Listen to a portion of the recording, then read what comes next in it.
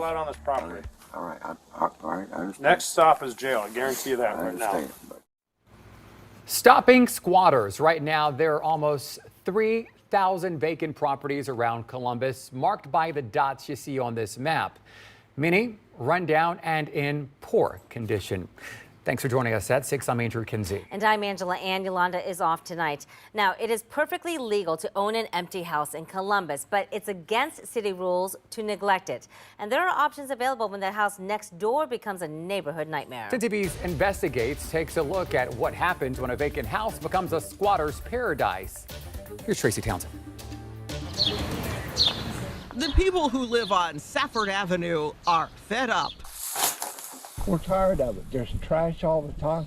There's trash this high inside of the house. With this vacant house, at one point, the house caught on fire, and the cops, the ambulance, and the fire department came. And the squatter who keeps breaking into it. Anytime that he's ever gotten a truck and actually been sent away, he still comes right back. Like an hour later, a day later, 2 days later, it doesn't matter. You just can't get rid of him. Between November and May, 911 has gotten 29 calls to this house. The man is on the property, just got arrested. He's back over here breaking in this house again. He's not supposed to be there. Come on out here, man. And Columbus police have arrested the squatter 5 times. You're not allowed on this property. all right, all right, I understand. Next stop is jail. I guarantee you that I right now. understand, but I really do understand, seriously. Because you're becoming a nuisance now. We're gonna start another fire this time? No, hell no. We're passing 270, but they're still on 33. I wasn't gonna do that. I'm not told. Neighbors say they've asked the homeowner for help with no success. He never would come. He stopped answering his phone. This property does have high grass and weeds, solid waste. So Columbus code enforcement stepped in. And these plywood boards do lack paint. This property, there was a fire last year that began the process of us interacting with them. I have spoken with the owner before and explained to him all the violations and things that need to be done, but we haven't had any movement on getting those things addressed. Even taking the owner, Otis Ray, and his sister to environmental court. Can you tell me what's going on with the property? It seems like there's some trouble keeping it up.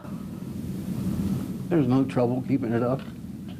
It's the squatters, the people. I don't want to talk. I don't want to talk anymore. Stuff pisses me off. The front porch, for example, here is a hazard. The Hilltop, where the house is located, isn't the only neighborhood littered with empty houses. You know, you drill down into the neighborhood, into the block, and it's a real impact on people's lives, no matter where they live throughout the city. 10 Investigates found there are more than 2,800 vacant properties in the city. And while it's perfectly legal to own a vacant home in Columbus... Was it a cat? Was it a cat? Yes.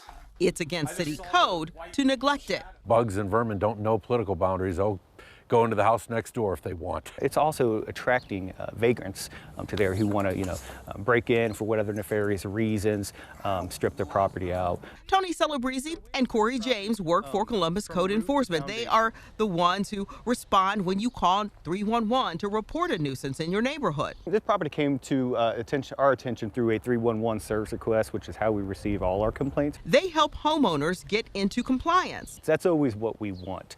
But repeat violators could face fines and a judge. We're going to have to move forward and take it to the environmental court. Put your hands behind your back. Because blight in one block can hurt the entire neighborhood. What would you like for them to do?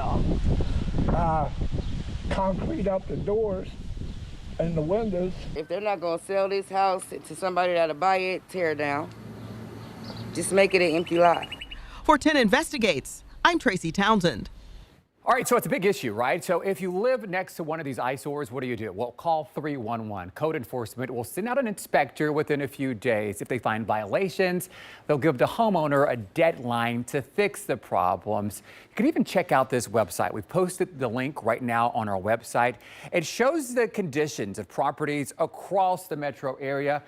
With each dot here, most of them here in the Franklin County area. We see the Hilltop, Linden, and over on the east side of the city. Let's give you a little coding here. So if you zoom in here and you see the blue there, click on that. The condition is good. Give you a green code here. There we go. Fair condition. And a yellow coat, not so good, poor condition. And it shows you that the status of the home is vacant. A good resource to have in case you're wondering if that house next to you is vacant. And you can also see the last time it was inspected. Again, you can find this good link right now on our website at 10tv.com. Angela.